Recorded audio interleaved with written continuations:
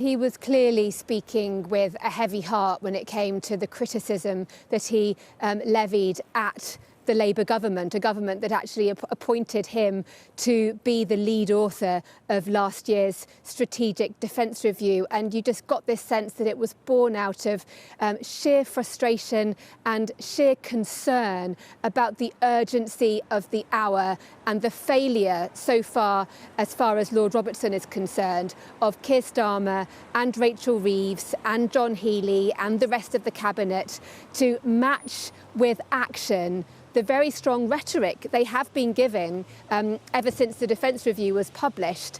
And that really came across loud and clear. He made a couple of times, this reference to a time frame of the end of the decade for when NATO believes that Russia could be ready to launch military action against the alliance. He said that is not much time. He said that should be a sobering fact for all of us. He even said that should be scary. It should be frightening. We should all realise that if the UK fails to make, and he was very clear, these are difficult, painful choices, but choices that he believes need to be made, then we are underprepared and we are vulnerable. He talked about how deterrence is far cheaper than going to war, and actually made the extraordinary reminding fact that it was 2016 when the UK last paid off the final debt that it had incurred from the Second World War, a war that the UK was on the winning side of.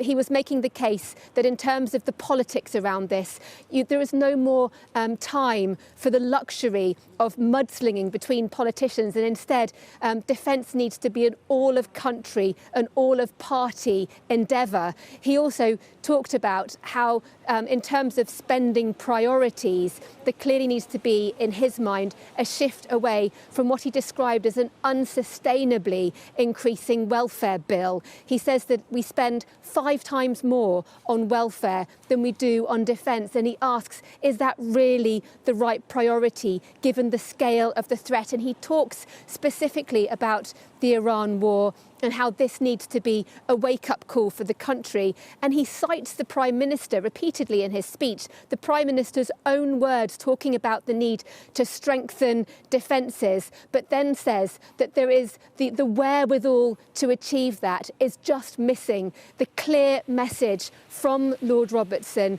to the government tonight is that you have to meet actions now. You have to meet your words with actions. That means rapidly increasing defence spending, also transforming the way this country thinks and fights. He says there's no time now for the lethargic thoughts of the post-Cold War era. Instead, the UK needs to be on much more of a war-fighting mindset, like in Ukraine. And finally, he says that this is a warning. Time is ticking out. And he actually sort of says, the clock is ticking on reacting to his warnings tonight and actually making those changes, and also making what he described as this national conversation. The Prime Minister called for that 18 months ago. Lord Robertson is certainly hoping that he is starting it right now.